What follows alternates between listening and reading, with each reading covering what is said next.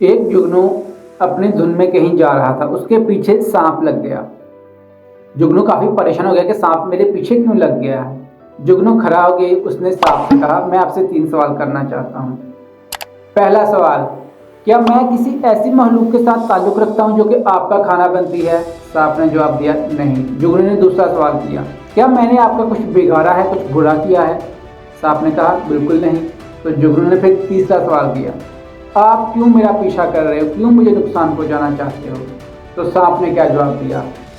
सांप ने कहा जुगनू से कि तुम चमक रहे हो और मैं चमक नहीं सकता, और जब मैं चमक नहीं सकता तो मैं तुम्हारी चमक भी देख नहीं सकता, और मैं तुम्हें हड़प करना चाहता हूँ, मैं तुम्हें खाना चाहता हूँ, क्योंकि मैं तुम्हें चमकता हुआ नहीं देख सकता। हमारी ज़िंदगी में भी कुछ लोग होते हैं जो हमें चमकता हुआ नहीं देख सकते, वो हमें नुकसान पहुंचाना चाहते हैं। कभी वो दोस्त बनते हैं, कभी वो दुश्मन बनते हैं, कभी आपके वो काफ़ी पास आ जाते हैं और कभी छुप के वार करते हैं। ये आपने पहचानना है उन लोगों को। अगर आप चमक रहे हैं तो अपने आसपास नज़र भी रखें कि कौन आपकी चमक देख सकता है और कौन नहीं देख सकता।